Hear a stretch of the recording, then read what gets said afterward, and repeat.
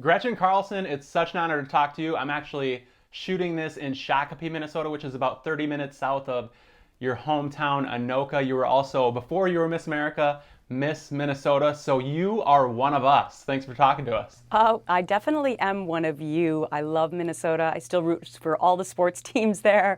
And I bring my kids there for sure every summer to enjoy a little simpler life than the East Coast where they're growing up. So I still love Minnesota. I might even lull back into the accent.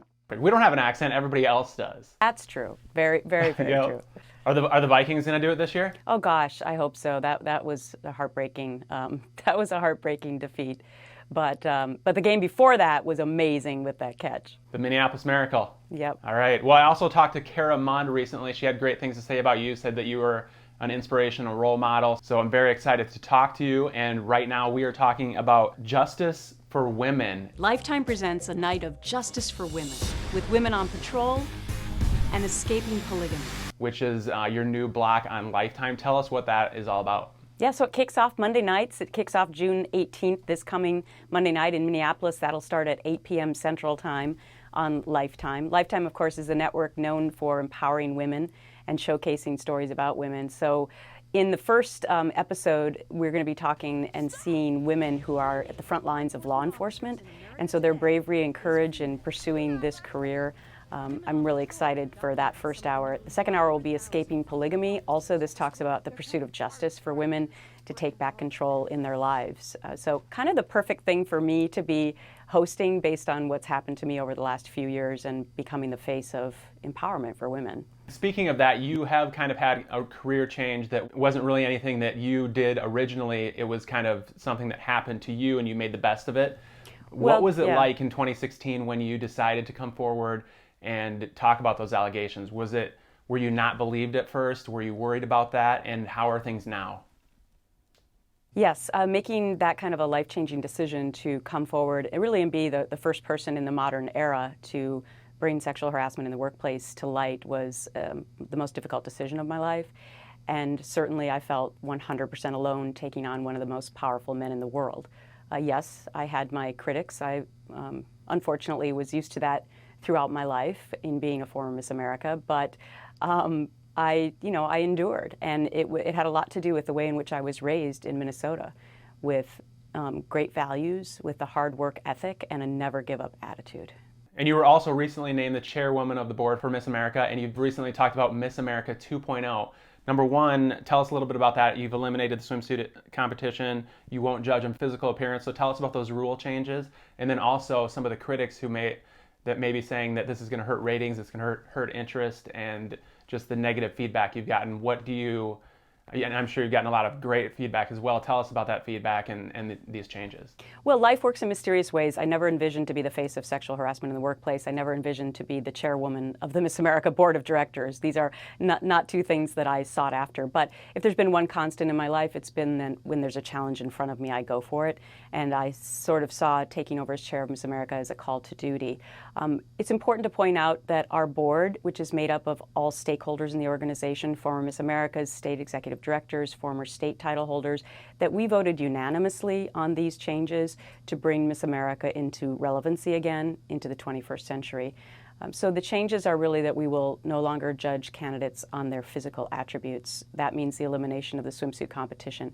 I mean, interestingly enough, it was not the highest rated part of the competition or the telecast. That's sort of a misnomer. Actually, talent is the highest rated.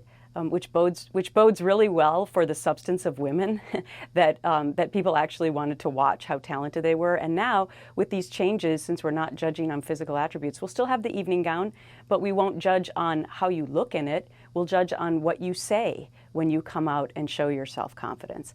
And so the other part of this is that we're giving out millions of dollars of scholarships every year. And so I can't think of a wrong reason why a young woman wouldn't want to enter this program.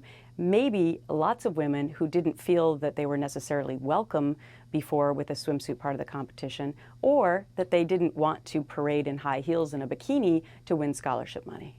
And for somebody that used to make their living talking about politics, big news with Donald Trump meeting with Kim Jong-un yesterday. First of all, what are your thoughts on that, and what is your kind of overall view of Trump's approval overall? Well, since I'm a member of the media, I can't give my opinion of the president. I've been a journalist for 27 years, and I've never done that.